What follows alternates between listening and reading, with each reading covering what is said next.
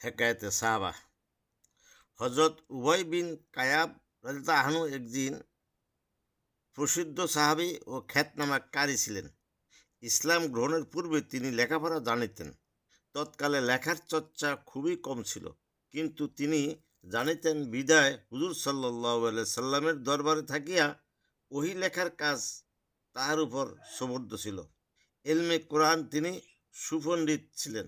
হুজুর পাক সাল্লাল্লাহু আলাইহি সাল্লামের জীবদ্দশায় তিনি কোরআন হাফেজ করেন এবং প্রতি ৮ দিনে তাহাজ্জুদের নামাজে কোরআন শরীফ খতম করিতেন।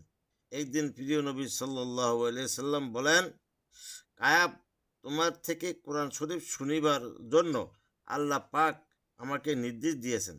তিনি আরজ করিলেন, তবে কি আল্লাহ পাক আমার নাম লইয়া বলিয়াছেন? ইহা শ্রবণ করিয়া তিনি আনন্দে আত্মহারা হইয়া কাঁদিতে আরম্ভ করিলেন। আল্লাহ পাক আমাদেরকে যদি কোরআন শরীফ শুনিবার পড়ার এবং আমল করার তৌফিক দেয়, আমাদের জন্য সৌভাগ্য হবে।